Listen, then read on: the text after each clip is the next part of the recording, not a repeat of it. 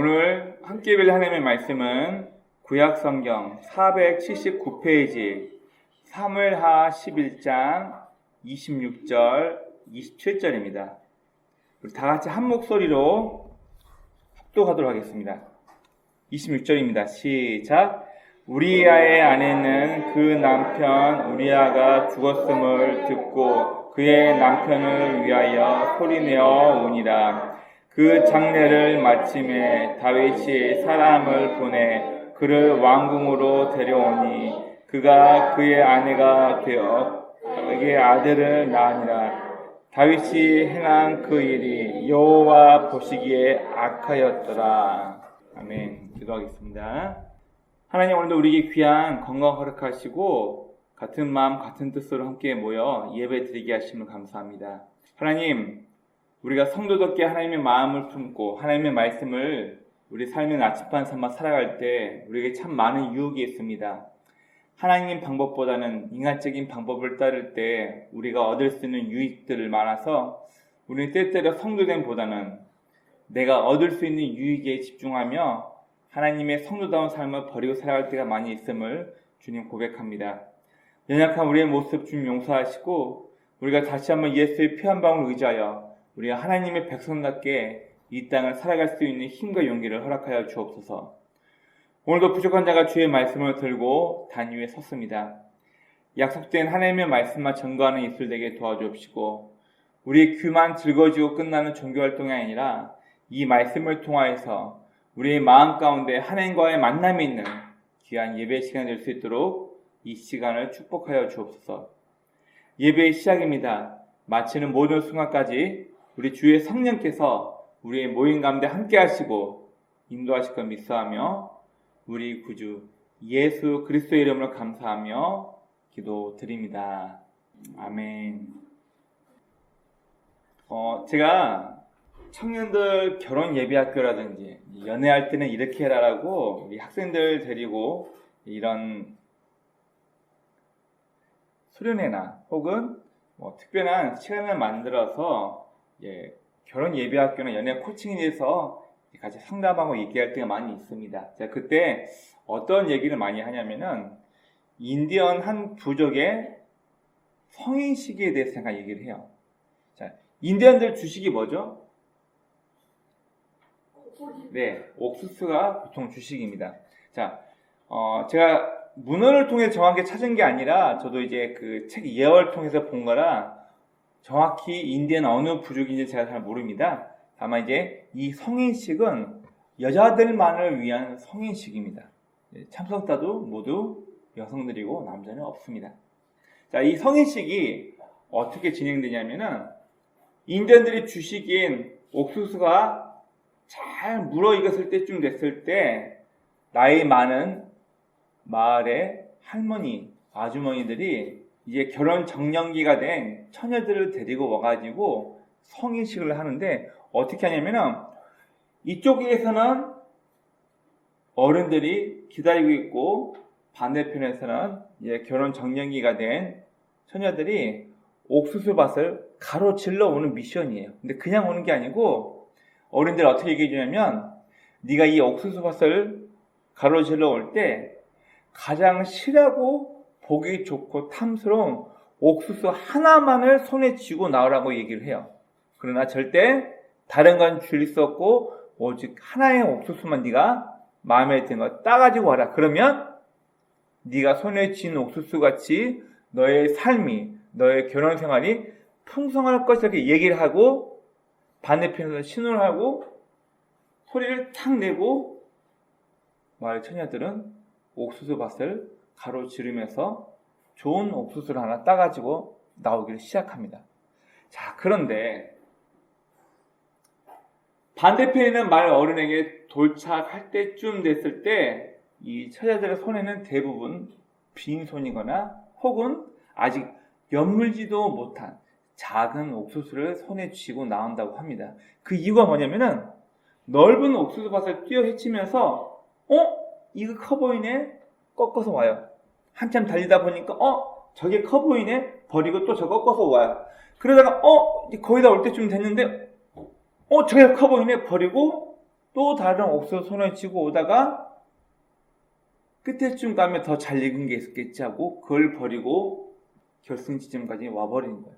그러다 보니 대부분 처녀의 손에는 빈손으로 오거나 혹은 아직 채 여물지도 못한 옥수수 자루를 따가지고 온다고 합니다. 그러면 말 어른들이 이 처녀들에게 무엇을 얘기하냐면 너의 결혼 생활에 너의 성인의 삶에 있어서 누군가와 비교하기 시작하면 너의 삶은 항상 빈 껍데기가 될 거고 아무것도 얻지 못하는 비참한 인생이 될 것이다.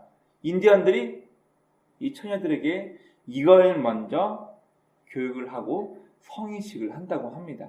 네, 우리나라와 좀 다르지만 나름대로 굉장히 의미 있는 것 같습니다. 여러분, 우리 결혼 생활도 마찬가지고 우리의 모든 삶도 마찬가지고 내 자녀를, 내 배우자를, 내 자녀와 또 내 부모를 남과 비교하기 시작하면 우리 삶의 모든 행복과 기쁨은 이미 끝나버린 것입니다. 누가 나의 행복을 빼앗아간 것이 아니라 내 스스로가 나의 행복과 삶의 기쁨을 버려버린 결과가 되는 것입니다. 저는 결혼예비학교 때 청년들에게 얘기를 해주면서 그런 얘기를 해줍니다. 만약 너희가 네 마음에 드는 그 상대 사람에게, 상대 이성에게 평생을 충성할 수 있고 누군가와 비교하지 않고 그 사람만을 사랑할 수 있다면 나는 적극 너의 결혼을 위해서 힘써줄 것이다. 그러나 네가 지금 중3, 고등학교 2학년, 3학년에서 지금 그 여자친구를 사귀고 있는데 너 나중에 대학교 가서 정말 지금 사귀고 있는 그 여자친구가 몇 배 예쁘고 성격도 좋고 집안 배경도 좋은 여자를 만났을 때 너 흔들리지 않는 자신 있어? 딱 물어보면 남자들 19은 말을 못하더라고요. 왜요? 더 좋은 여자 만나면 나 흔들릴 것 같으니까. 지금은 나 저 오빠가 너무 좋아. 목매는데 나중에 네가 20살, 20 중반, 30 정도 됐을 때 여러 사람을 볼 수 있는 눈이 생겼을 때 그때도 네 마음이 고등학교 때 좋아했던 그 오빠만 향해 있을까? 물어보면 거의 마음이 흔들릴 거라 얘기를 합니다. 그래서 보통 우리 청년들 그리고 학생들에게는 적어도 너희가 성인이 됐을 때 20대 중반 이상이 되었을 때 이 사람도 만나보고 저 사람도 만나봐서 이런 종류의 사람이 있구나라는 것을 폭넓게 인간관계를 가지고 난 다음에 누가 나의 배우자로 적합할까라는 판단과 이성적인 생각을 할 수 있을 때 그때 비로소 연애를 하는 게 좋겠다 그런 얘기를 많이 해줍니다. 왜 아침부터 갑자기 연애 얘기냐고요? 잘못된 결혼관, 잘못된 이성에 대한 문제 때문에 자기 권력을 남용해서 오늘 본문에서는 하나님 마음에 합했다는 다윗이 처참하게 무너지는 내용이 오늘 본문에 담겨있기 때문입니다. 오늘 다 읽지 않았지만 오늘 우리가 읽었던 본문 11장에서는 다윗이 자기 부하 우리아의 아내인 밧세바를 범하게 되는 사건이 일어납니다. 오늘 말씀 한번 쭉 보도록 하겠습니다.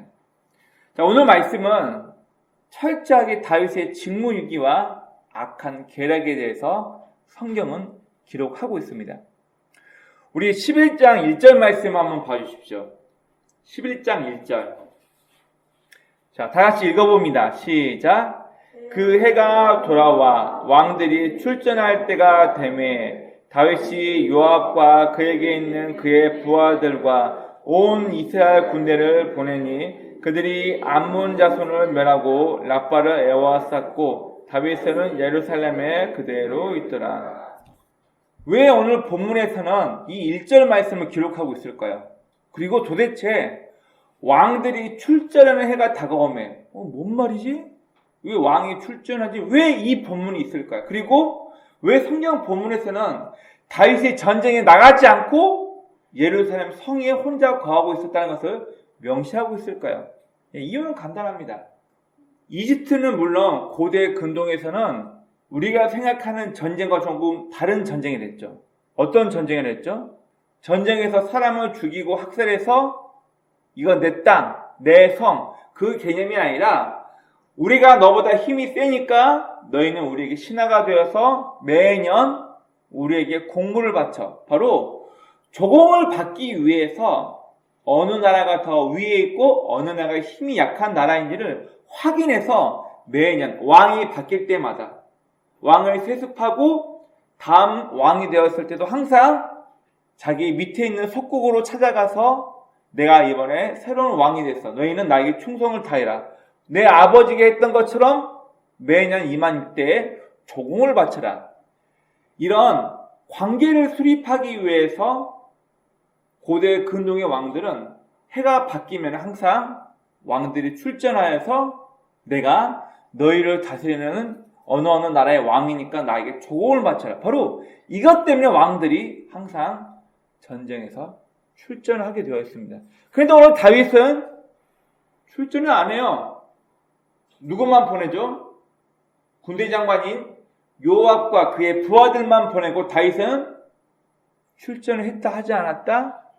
출전을 하지 않고 오늘 읽었던 1절에서는 예루살렘에 그대로 있더라라고 성경은 이야기하고 있습니다. 직무유기죠.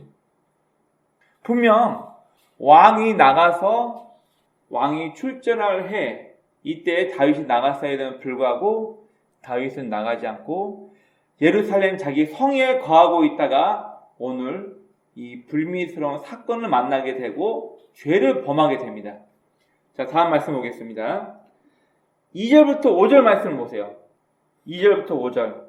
자, 다윗이 전쟁에 안 나가니까 자기 예루살렘 성에 있으니까 할 일이 없어.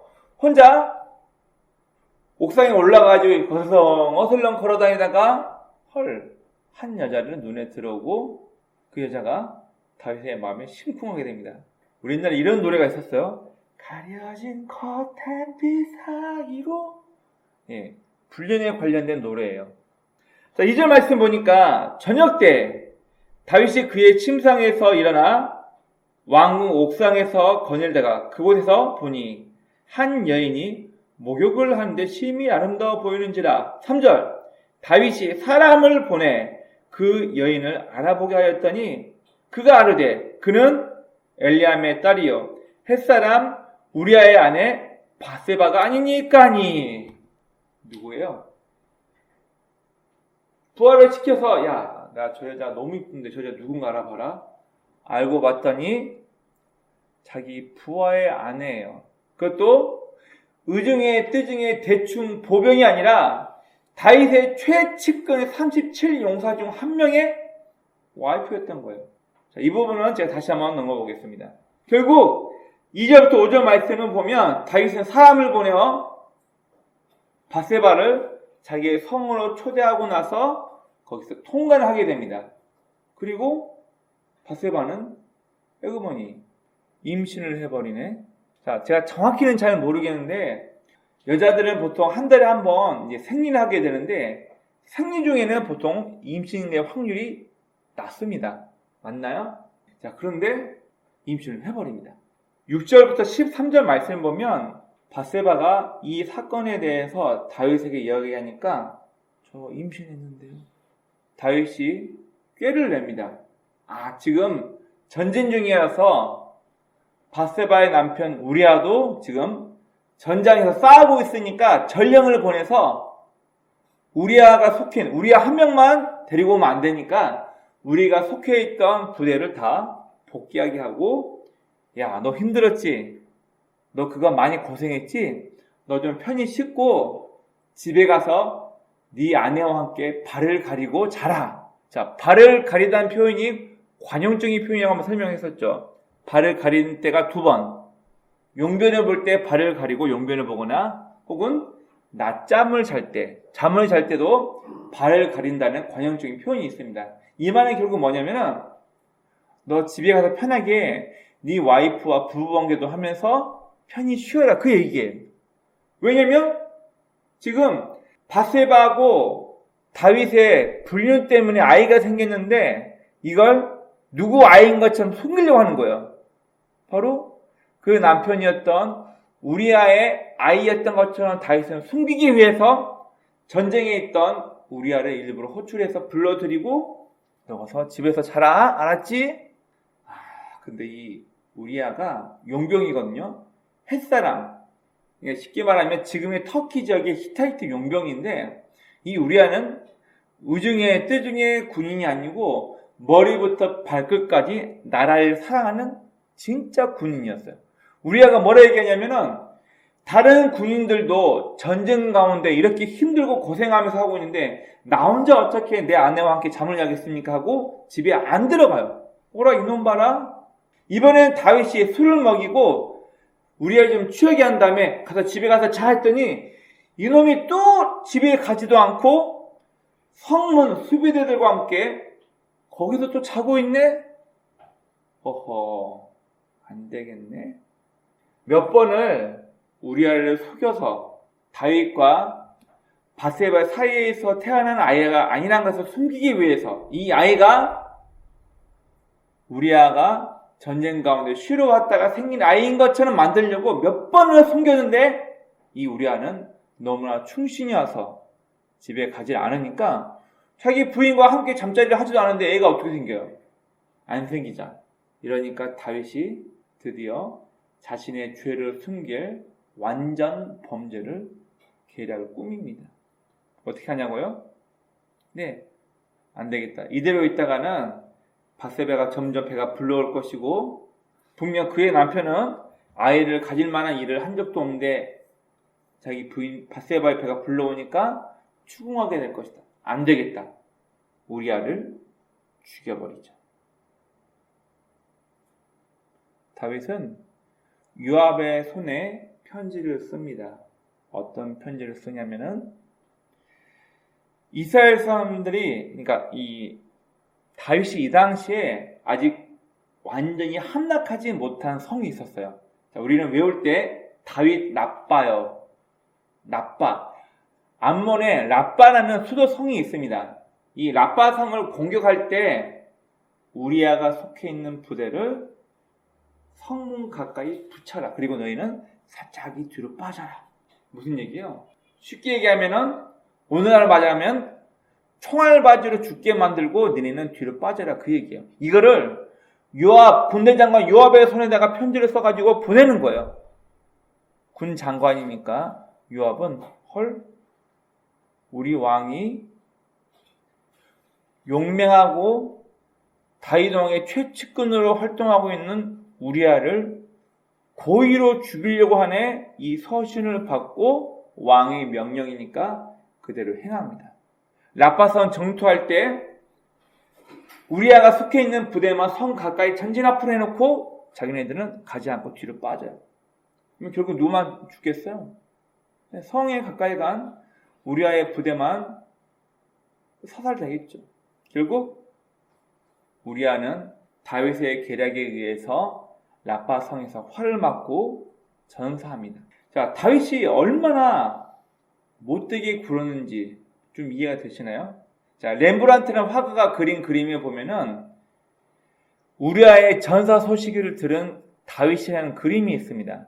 다윗이 평상시에는 의자에 앉아서 전령들이 와서 하는 얘기를 듣는데 그때는 자기 죄진 게 들킬까봐 의자에 앉지 못하고 안절부절 하다가 전령이 오니까 이렇게 고개만 돌려서 그 소식을 들어요.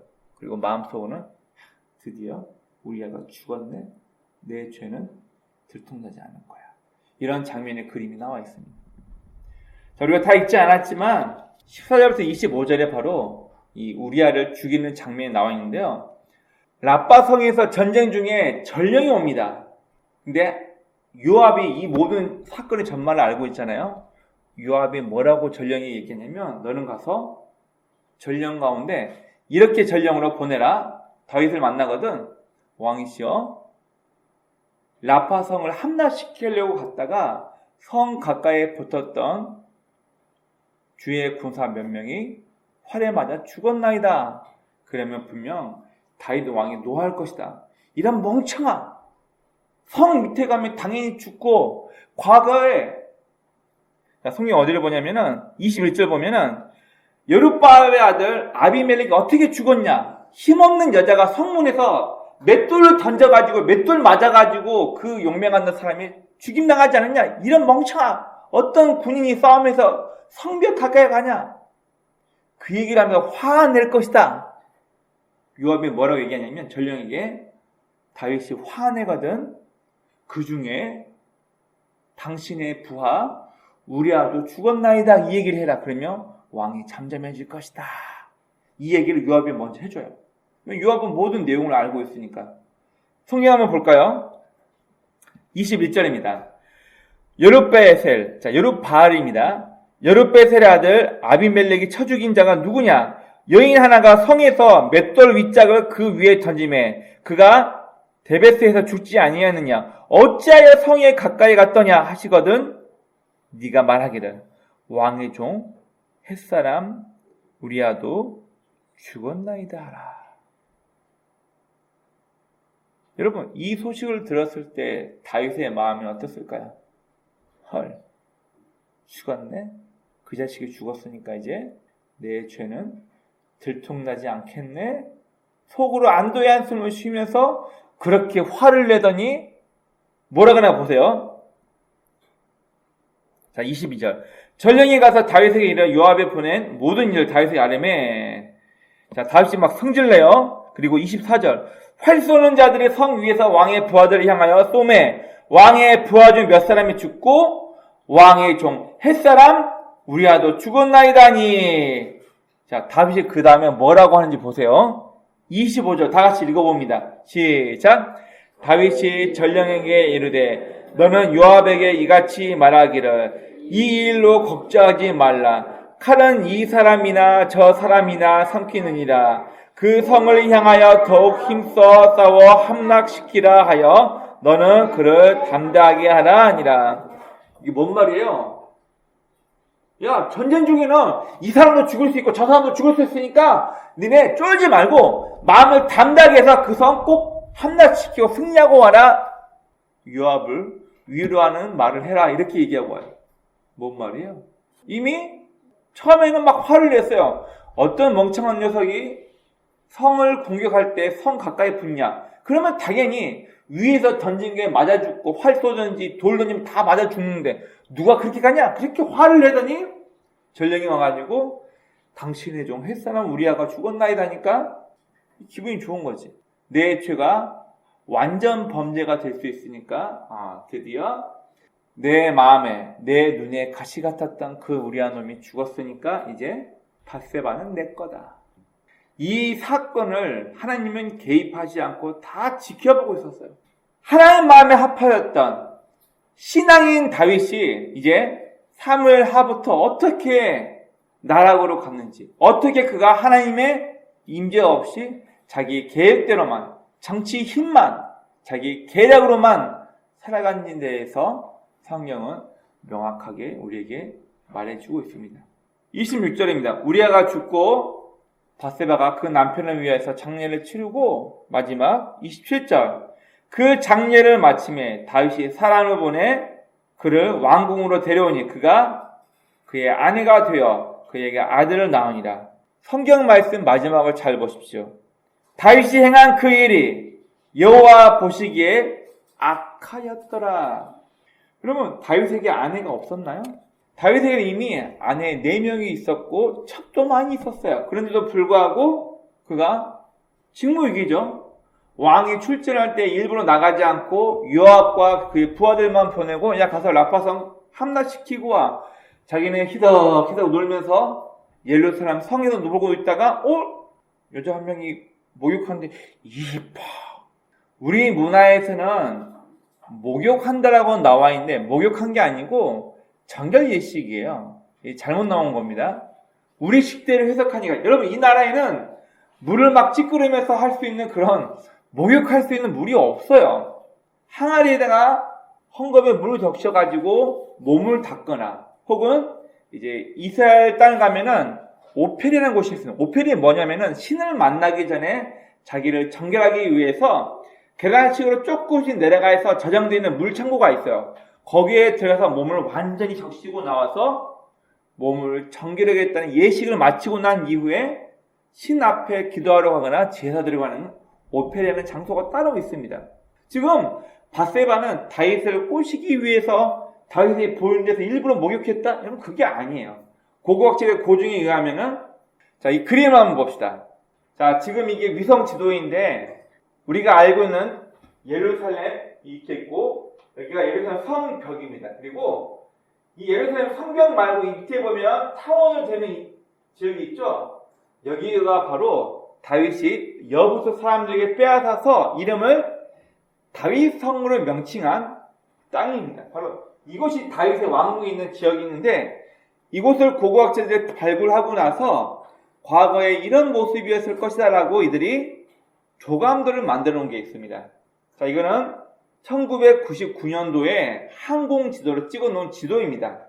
바로 여기가 예루살렘이고 이 밑에 이 지역이 바로 다윗성, 여부수 사람의 상을 빼앗아서 만든 다윗성입니다. 이곳을 발굴해서 모형을 만들어 봤더니 이제 이런 모양입니다. 여러분, 우리나라도 과거 조선시대에 사대문이 있었어요. 동대문, 남대문, 서대문 쭉 있었죠. 자, 그 사대문 안에는 어떤 사람들이 주로 살았을까요? 일반 평민? 아니면 양반? 네, 맞아요. 귀족들. 쉽게 말하면 문벌, 왕과 관계가 있던 친인척이나 왕이 부르면 바로 입궁할 수 있었던 왕의 최측근들이 주로 성 안에 살고 일반 사람들은 성 밖에 삽니다. 자, 실제로 많은 고고학자들이 연구해 보면은 여리고성도 마찬가지고 전시 이전에 전쟁이 일어나지 않았을 때는 평민들은 성 밖에서 살고 있다가 전쟁이 일어나면 성 안으로 들어옵니다. 그리고 이사야서 말씀에도 잘 나와 있지만 성 안에 있는 땅 중에서 어떤 땅이 제일 싸고 어떤 땅이 제일 비싸냐면 성벽 가까이에 붙어 있는 집은 가장 집값이 낮아요. 왜냐하면 이사야서 말씀을 보면 고대 근동에서는 성벽 근처에 있는 집이 전쟁 시가 되면 사람 나오라 해놓고 성벽을 보호하기 위해서 집안을 모두 다 돌로 쌓아 막아버려요. 그래서 성벽 근처에 있는 집은 집값이 쌌을 것이다 얘기를 하고 어디가 제일 집값이 높을까요? 그렇죠. 왕 가까이 있는, 그리고 왕은 대부분 높은 곳에 있어요. 자, 이 지역에서 가장 높은 이곳이 다윗성. 이걸 좀 더 측면에서 한번 봐볼게요. 자, 이게 다윗성인데 이 성벽 가운데서 가장 높은 위치에 있는 곳이 여기 성치가 하나 또 있는데 사람들은 여기가 다윗성 혹은 솔로몬의 궁전이다 이렇게 사람들은 얘기를 합니다. 자, 그러면 다윗이 전쟁에 안 나가고 높은 곳 자기 성에서 이리저리 놀고 있다가 우리는 보통 테라스로 얘기하는데 이 기온이 높은 이스라엘은 보통 1층이 아니고 2층에서 모든 우리 쉽게 말하면 1층에서는 잠자거나 혹은 그런 작업을 하고 일반적인 주거 공간은 2층에서 보통 모든 일을 이룬다고 합니다. 자, 그래 보면 이렇게 되겠죠. 다윗이 자기 왕궁에서 거닐다가 뭔가를 본 거예요. 바로 우리아 아내 밧세바가 목욕이 아니랬죠. 뭐랬죠? 정결 예식. 신을 만나러 가기 전에 몸을 물에 담가서 정결 예식. 혹은 학자들은 다윗이 밧세바의 부정함을 깨끗하게 한 이후 그와 함께 동침했다 말을 봤을 때 우리 아내 밧세바는 지금 생리 중에 피를 흘리고 있었기 때문에 이걸 깨끗이 닦는 와중에 있는 여인을 보고 다윗이 음탕한 마음을 품었다 이렇게 얘기하기도 합니다. 자, 그러면 이제 이 부분을 잘 봐주세요. 도대체 그냥 일개 보병이 아니라 일개 용병이 아니라 다윗의 최측근이라고 얘기를 했는데 우리아라는 사람이 다윗에게 어떤 사람인가 성경을 통해 잠깐 보겠습니다. 사무엘하 23장 39절에 보면은 다윗의 최측근 37용사가 나와 있어요. 요압부터 아비새부터 누구부터 쭉 나와 있고 그 중에 마지막에 다윗의 최측근 37용사 중에 햇사람, 히타이트 사람 우리아가 있다는 게 사무엘하 23장에 나와 있어요. 자, 그리고 다윗이 건든 이 밧세바가 보통 여자가 아니에요. 자, 성경 한번 볼게요. 23장 34절 보면 아히도벨의 아들 엘리암이 또 다윗의 최측근 37용사 중 한 명이에요. 근데 이 엘리암과 아히도벨, 엘리암이 누구냐면 밧세바의 아버지예요. 그러면 아히도벨은 밧세바의 할아버지가 되는 거예요. 여러분, 바로 우리아는 단순히 그냥 일개 보병 중 한 명이 아니고 다윗의 최측근 용사 37용사 중에 한 명인 우리아였던 거예요. 그런데 그의 아내 바세바는 또 누구냐? 이 아이도벨이 누구냐? 이 사람을 잘 기억하세요. 이 아이도벨이 누구냐면 바로 다윗의 모사예요. 모사. 자, 쉽게 말하면 삼국지에서 유배의 모사를 맡은 사람이 누구예요? 제갈량, 제갈공명이죠. 바로 아이도벨이 전략가예요. 그만큼 머리가 똑똑하고 전략가였기 때문에 다윗의 모사로 활동하고 있던 사람이 바로 이 바세바의 할아버지였어요. 그럼 나중에 이 사건이 다 알려지고 난 이후 시간이 흐르고 나서 다윗의 압살롬이 자기 아버지를 죽이고 왕위를 찬탈하려고 반란을 일으켰을 때 압살롬 편에서 다윗을 죽이자고 했던 사람이 누구냐면 아히도벨이. 왜요? 너 내 손녀딸을 건들고 내 손녀 사위를 죽이려고 너 이렇게 유압을 통해서 이런 일 했지? 너 두고 봐. 우리 아이들이 있어서 좀 이런 얘기 다 하긴 뭐하지만 아버지 다윗을 완전히 배신하고 압살롬이 왕위를 찬탈, 빼앗았다는 것을 보여주기 위해서 다윗의 후궁들을 사람들이 보이는 앞에서 일부러 겁탈하게 만들어요. 그게 누가 하냐면 아이돌이 그걸 시켜요. 여러분, 이만큼 우리아는 의중의 뜨중의 용병이 아니라 다윗에게 있어서 정말 가까운 목숨 바쳐서 다윗을 위해서 싸웠던 용맹한 군인 중에 한 명이었는데 자기의 범죄 사실을 숨기기 위해서 자기 부하를 철저하게 정치적인 계략으로 요압의 손에 편지를 써서 전쟁 가운데 내몰아서 총알바지로 해서 결국 그를 죽이게 만들고 그의 아내였던 바세바를 빼앗아옵니다. 여러분, 예수님의 족보에는 이 사건이 명확히 나와 있습니다. 우리 마태복음 1장 한번 볼까요? 마태복음을 봅시다. 마태복음 1장 6절 말씀을 보세요. 메시아, 이스라엘 사람들이 기다리고 있는 메시아 탄생인데 이스라엘 사람들에게 소개하기 위한 마태복음에서는 예수님이 누구의 아들로 왔는가 소개할 때 6절을 보면은 자, 제가 읽어볼게요. 이새는 다윗 왕을 낳으니라. 다윗은 자기 아내가 아니에요. 누구? 우리아의 아내에게서 솔로몬을 낳고. 왜 성경을 이렇게 기록하고 있나요?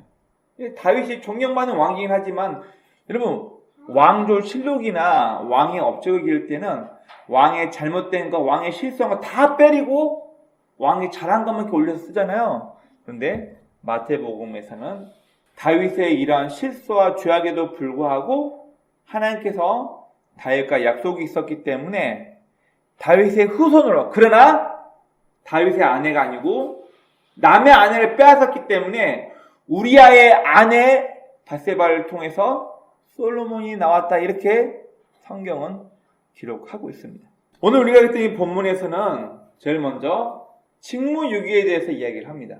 틈이 생기면 우리는 쉽게 죄를 범합니다. 독일의 한 사회학자가 아주 재미있는 이야기를 했어요. 무슨 얘기를 했었냐면 남자에게 부가 축적되면 여자의 성을 탐하게 되고 여성이 빈곤해지면 자기의 성을 팔아서 남성을 찾아간다, 이런 이야기를 했어요. 그러니까 쉽게 얘기하면은 남자가 어떻게 타락하고 이 남자로부터 돈을 얻기 위해서 여자가 자기 몸을 파는 그런 얘기를 쉽게 얘기를 한 거예요. 여러분, 우리나라도 이제 더 이상 마약의 안전지대가 아닙니다.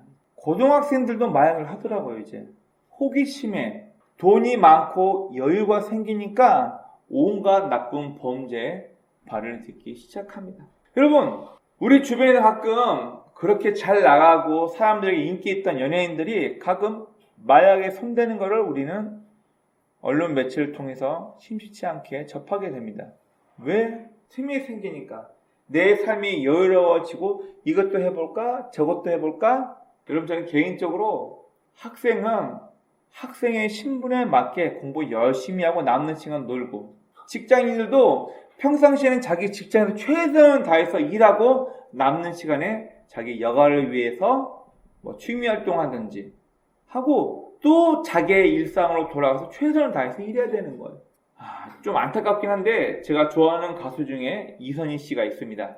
이선희 씨가 자기 노래를 모창해서 굉장히 높은 순위까지 올라왔던 한 고등학생에게 명언을 합니다.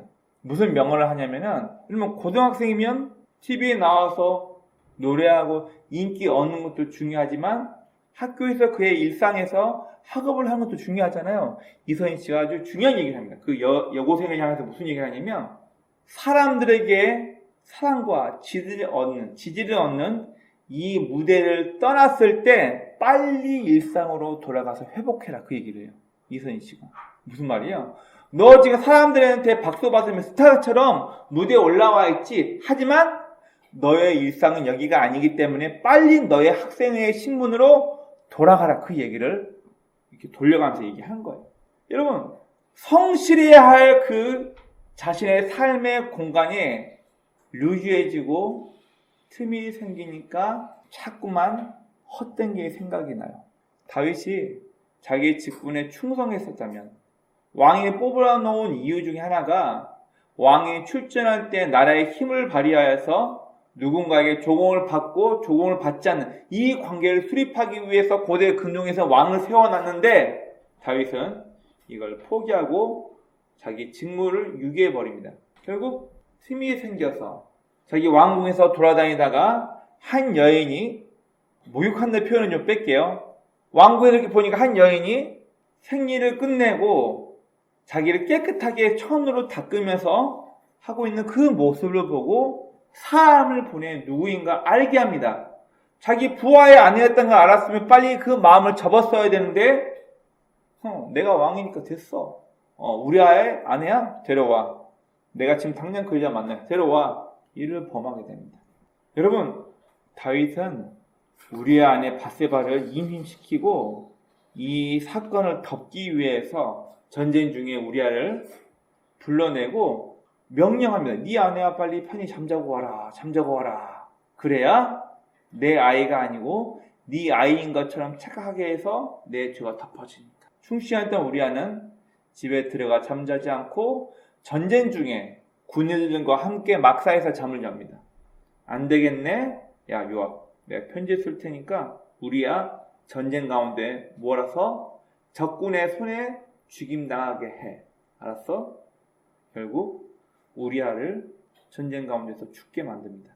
결국 죄를 숨기기 위해서 또 하나의 죄를 범하게 되죠. 우리 그런 얘기 많이 하죠. 사람이 한번 거짓말하기 시작하면 그 거짓말을 숨기기 위해서 또 다른 거짓말을 하게 돼요. 내가 처음에 했던 말이 사실인 것을 숨기기 위해서, 거짓을 숨기기 위해서 또 다른 거짓말로 이야기를 하게 되죠. 결국 다윗은 자신의 범죄 사건을 숨기기 위해서 또 다른 범죄를 계획하고, 우리아가 내 계획대로 안 되네. 결국 그를 전쟁 가운데 고의로 죽게 만듭니다. 결국 완전 범죄는 없어요. 다윗이 사람을 보내서 저 여자가 누구냐?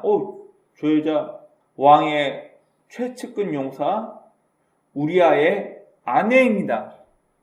이 사건을 다윗의 신문을 받아 갔던 사람들은 이미 알고 있었겠죠. 그리고 요압에게 편지 썼을 때, 여러분, 요압이 나중에 다윗이 늙었을 때 다윗을 배신하고 압살롬 편에 붙거든요. 요압은 어떤 마음이었을까요? 다윗이 최측근 용사였던 우리아를 죽여라고 자기 손에 편지를 써가지고 보냈을 때 이걸 바라본 요압은 어떤 마음에 들었을까요? 다윗이 여차하면 나도 죽이겠네? 남북 이스라엘 통합될 때 내가 내 동생을 죽인 그 군대 장관을, 북이스라엘 군대 장관을 죽였는데 다윗이 이 사건을 나한테 기분이 안 좋은데 나도 언젠가 숙청 대상이 되겠네? 여러분, 여자 하나 때문에 자기 부하를 죽이라는 이 편지를 손에 든 요압 입장에서 다윗이 조금만 마음이 바뀌면 언제든 자기들 죽일 수 있다는 걸 알고 있는데 요압의 마음은 어땠을까요? 제가 만약 요압이라 했어도 저는 모르겠어요. 저는 다윗의 편에 붙고 싶지 않았을 것 같아요. 다윗이 밧세바 때문에, 그리고 밧세바, 자기 충성스러운 부하였던 우리아의 아내였다는 걸 알면도 불구하고 이 여자를 왕궁으로 불러들였네? 그 남편 우리아가 죽고 나더니 얼마 안 있고 다윗이 아내로 맞아들인 때는 이때인데 벌써 애를 낳네? 여러분 그러면 사람들 알까요? 모를까요? 이미 알 사람은 다 알고 있어요. 요압도 이미 다윗이 어떤 범죄를 저질렀는지 이미 다 알고 있어요. 다윗 혼자 숨겼다. 내 죄를 숨겼다. 완전 범죄는 없습니다. 오늘 본문은 성실했다면 죄악을 멀리했을 법한 불성실함, 직무유기 때문에 눈으로 보고 죄를 범한 다윗의 사건이 기록되어 있습니다. 여러분 우리도 마찬가지인 것 같아요. 우리가 어떤 일에 있어서 성실하게 최선을 다한다면 우리가 죄 짓고 우리가 게을러질 시간이 없어져요. 매 순간 나의 입장, 남편은 남편의 입장에서 최선을 다하고 아내는 아내의 입장에서 자녀는 자녀의 입장에서 최선을 다할 때 우리가 죄를 범할 시간이 없어지는 거예요. 제가 좋아하는 베드로서 말씀에 똑같은 이야기가 있습니다. 하나님께서 우리의 마음속에 죄악을 사하여 준 것이 아니라 우리가 하나님의 선행을 향하여 쫓아가기에 바빠서 죄를 짓지 않는다. 그 얘기를 베드로서에서는 얘기하고 있어요. 우리의 마음속의 죄악을 없애주는 것이 아니라 우리가 하나님을 향하여 인생을 쫓아가다 보니까 죄질 시간이 없다. 그렇게 표현을 하고 있는 거예요. 여러분 생각해 봅시다. 내가 언제 죄를 짓게 되는지. 내 신분에 맞춰서 내 입장에서 최선을 다할 때 우리는 죄질 시간이 없어요. 그런데 시간이 남고 성실해야 될 내 삶의 어떤 부분을 내려놓고 일탈하게 될 때 우리는 죄를 범하게 됩니다. 여러분 이길 수 없는 죄악은요 피하는 거예요. 절대로 그렇게 하는 게 아니라 우리는 죄를 이길 수 있는 것이 아니라 죄를 피하는 것입니다. 여러분 혹시 사창가를 가보셨나요? 제가 과거 대전에 있을 때 제가 거하는 곳에 가기 위해서 제 아는 선배하고 사창가를 한번 질러서 한번 가본 적이 있어요. 네. 온갖 예쁜 여자들은 다 거기 모이는 것 같더라고요. 대학원에서 사창가에 있는 여인들, 전도한다고 갔던 사람들 99%가 다 실패하고 거기 사창가 기둥 서방이 된 전도사, 목사들이 굉장히 많습니다. 미국 속담에 이런 얘기가 있습니다. 남자는 총알은 피해가도 여자는 못 피해간다. 무슨 말이에요? 이거는 내가 이겨낼 수 있는 것이 아니라 나의 약점은 내가 극복할 수 있는 게 아니라 이건 안 된다는 거예요. 피해가라는 얘기예요. 여러분 다윗에게 약점은 눈으로 본 여인의 모습이었어요. 그게 다윗에게 최고의 약점이 되었죠. 여러분 우리 죄악을 숨기려고 하고 이걸 내가 극복할 수 있다, 이길 수 있다? 아니요, 못 이겨요. 우리는 항상 그런 얘기를 하죠. 나에게 지금 당장 10억이라는 복권 당첨되면 내가 이렇게 돈을 쓰고 이렇게 해서 내가 좋은 사람, 훌륭한 사람이 되겠다. 천만에요. 그 10억 때문에 당신의 인생은 완벽하게 망해버립니다. 가끔 복권 당첨되고 인생이 완전히 쪽박찬 사람에 대한 이야기가 가끔 나옵니다. 왜요? 그 돈을 관리하고 매니지먼트하며 관리하며 살 수 있는 능력이 없는데 갑자기 많은 돈이 생겨버리니까 인생이 망해버린 거예요. 그런 사람의 이야기가 중국, 서양, 미국 수많은 이야기가 나와 있습니다. 우리나라도 마찬가지죠. 복권 당첨되고 나서 아내와 이혼하고 마약하다가 쪽박찬 사람 이야기들. 안 된다는 거예요. 여러분 빌 하이베스 목사님이 쓴 책 중에 아무도 보는 이가 없을 때 당신은 기독교인입니까? 라는 책이 있어요. 보는 이가 없을 때 당신은 크리스찬답게 살고 있습니까?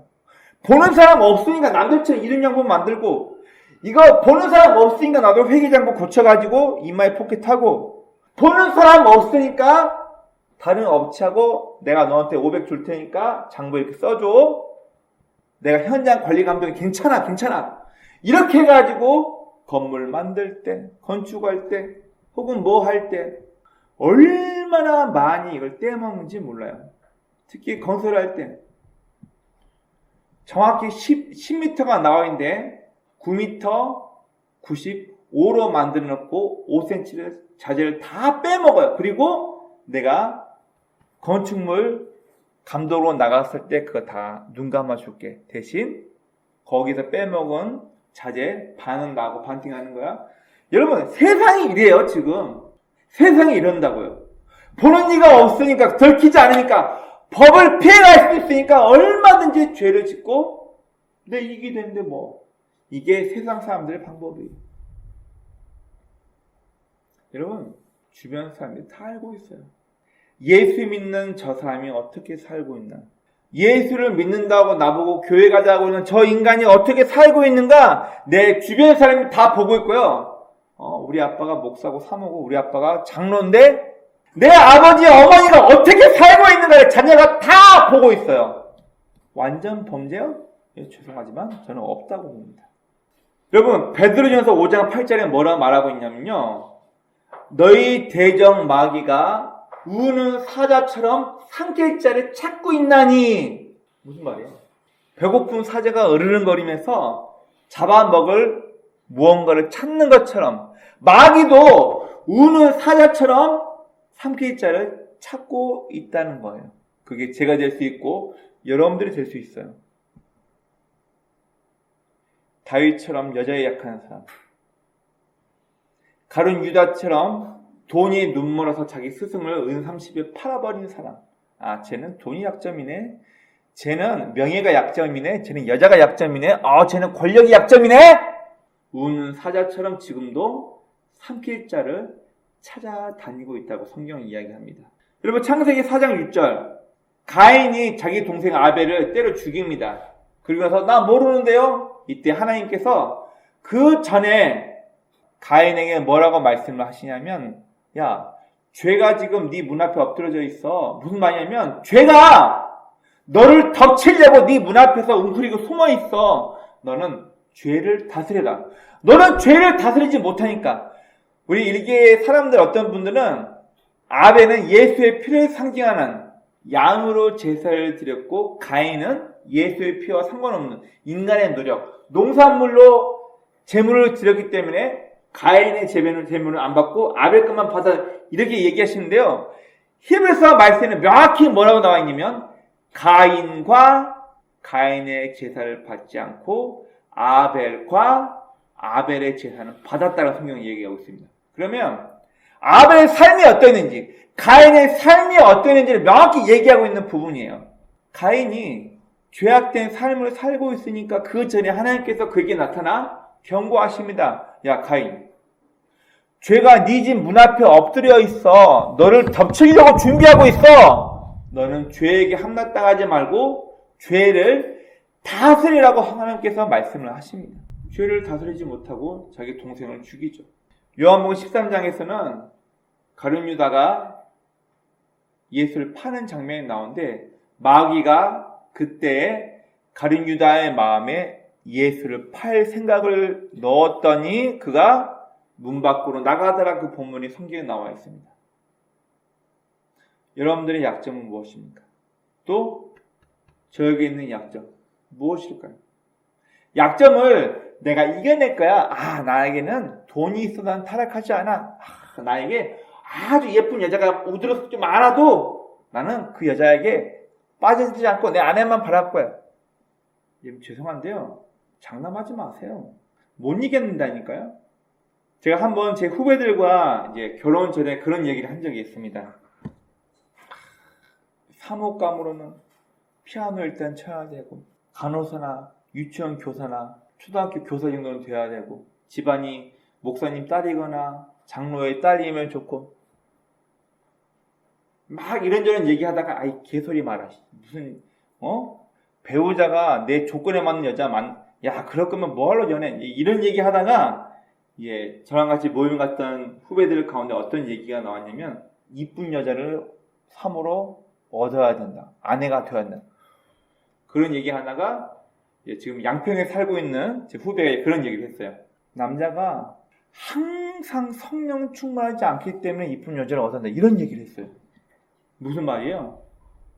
내 아내가 다른 여자와 비교될 정도로 이쁘면 내가 바람날 일이 없는데 내 아내가 다른 여자와 비교될 정도로 못생겼어. 몸매가 안 좋아. 그러면 내 마음이 다른 여자를 향하여서 흔들릴 수도 있으니까 내가 항상 절제하고 사는 게 아니기 때문에 아내는 무조건 이뻐야 된다. 이런 얘기를 한 적이 있습니다. 솔직한 얘기죠. 여러분, 이거는 이겨낼 수 있는 게 아니에요. 여자에게 약한 사람이 사장 가가지고 전도한다고요? 여러분, 거의 90% 이상이 실패했어요. 대부분이, 좀 속된 얘기는 죄송합니다. 사장가에서 그 사람들 업무 봐주고 뒷일 봐주고 기동서방이나 돼 있는 사람들이 전도사 목사가 꽤 돼요. 처음부터 이들이 그런 마음으로 거기 갔을까요? 아니요. 주의 복음 들고 그 불쌍하게 사는 그 여인들에게도 내가 주의 복음을 전하리라. 여자 못 이긴다니까요. 나에게 이런 돈이 생기면 내가 주와 복음에서 일해야지. 막상 돈 생겨봐요. 철저하게 타락한다니까요. 오늘 본문에서는 우리의 평상시 성실함이 얼마나 중요한지, 그리고 우리는 죄악을 이기는 것이 아니라 죄악을 피해야 한다는 것에 대해서 이야기해 주고 있고, 이 세상에 완전 범죄는 없습니다. 하나님도 아시고 우리 주변에 누군가는 우리의 삶의 모습을 지켜보고 있다는 것을 우리는 기억해야 합니다. 오늘 본문에서는 처참하게 무너진 하나님 마음에 합한 사람에 대한 이야기가 나옵니다. 하나님과 코드가 같은 사람이네, 하나님과 마음이 같은 사람이네, 이렇게 칭찬받던 다윗이 자기 부하의 아내를 보고 음욕이 일어나가지고 자기 부하를 죽이고 그의 아내를 빼앗아옵니다. 여러분, 저도 마찬가지고 여러분들도 이 약점이 있다면 조심하십시오. 내가 여자에 약하다면, 내가 돈에 약하다면, 내가 명예에 약하다면, 내가 누군가의 칭찬에 약하다면 우리도 쉽게 그 분위기에 휩싸일 수 있다는 것을 얘기하고 있는 거예요. 여러분, 우리가 내 행동이나 말에 대해서 후회하거나 반성하지 않으면 그 죄악은 반복됩니다. 저도 마찬가지고, 저도 제 부모에게 그렇게 혼나면서 자랐고, 저도 제 아이들을 혼낼 때 그 얘기를 해요. 이게 잘못됐다는 걸 알고 아빠 엄마에게 혼나면서도 고치지 않으면 넌 또 혼날 거야. 이게 못된 것이야, 이걸 악한 것이라는 걸 엄마 아빠가 알려주는데도 불구하고 네가 다음에도 또 이런다? 너는 또 혼날 거야. 이 잘못된 행동을 없애기 위해서 너는 매맞고 하는 거야. 내가 저지른 죄악이 얼마나 큰 죄악인지를, 내가 품은 이 생각과 마음이 하나님 보시기에 사람들에게 얼마나 악하고 못된 것인가를 깨달았다면 이걸 바꾸고 고칠 계기가 생기는데요. 이걸 덮기 위해서, 위장하기 위해서, 들키지 않기 위해서 거짓말하고 다른 무언가를 한다? 그 사람은 절대 고치지 않고 평생 그 길로 가게 됩니다. 여러분, 그래서 이사야서 55장 말씀에 보면, 그러므로 의인은 기회를 타서 자기 마음속에 있는 악한 죄악을 하나님 앞에 회개하고 토로하고 양심의 깨끗함을 받아야 한다, 그 얘기를 하고 있어요. 여러분, 반성이 없는 후에, 회개가 없는데 영리해? 그러면 그 죄악을 덮으려고 다윗처럼 머리를 써서 사람을 죽여서라도 자기 죄를 숨기려고 하겠죠. 우리 인간이 이렇다는 거예요. 하나님 마음에 합했던 사람도 이랬는데, 여러분, 성경은 완벽한 신앙 영웅을 만드는 것이 아니라 이랬던 사람도 죄악에 넘어진다는 것을 우리에게 보여주며 경고를 하고 있는 것입니다. 우리는 오늘 본문을 통해서 우리 인간은 본성의 죄악을 이길 수 없다는 것을 좀 인정해야 돼요. 여러분, 앞에는 저도 여러분들도 무언가 약점인데 본성의 그 약점은 이겨낼 수 없다는, 죄가 이미 마음 가운데 장착되어 있는 죄인이라는 사실을 인정을 해야 합니다. 죄에 대한 뉘우침이 없잖아요. 그러면 우리의 죄악은 더욱더 커집니다. 가중돼요. 그리고 이 죄의 결과가 훗날 나의 삶을 망친다는 것을 우리는 기억해야 합니다. 신학자였던 제임스 패커 박사가 이런 얘기를 합니다. 우리가 죄악을 그리고 거짓말을 치는 죄악을 범하는 가장 큰 이유는 보이는 인간을 향하여서 용감하지 못하고 보이지 않는 하나님을 향하여서 용감하기 때문에 죄를 짓는다 그 얘기를 하는 거예요. 보이지 않는 하나님을 향하여 용감하니까 아예 괜찮아. 하나님 나 보는 거 괜찮아. 없어. 그런데 보이는 인간에게는 용감하지 못하니까 자꾸 자기를 숨겨. 이렇게 표현을 했습니다. 사람의 눈만 의식하는 사람인지 하나님을 의식하는 사람인지 저 스스로에게 우리 각자에게 질문을 해봤으면 좋겠습니다. 우리는 나에게는 이미 타락한 본성이 있다는 것을 인정해야 합니다. 그리고 우리는 죄악의 환경에서 죄악을 내가 이겨내고 산다고요? 불가능해요. 죄악의 환경을 벗어나야만 합니다. 그리고 결국 우리는 성도답게 하나님께서 과연 어떤 걸 원하실까?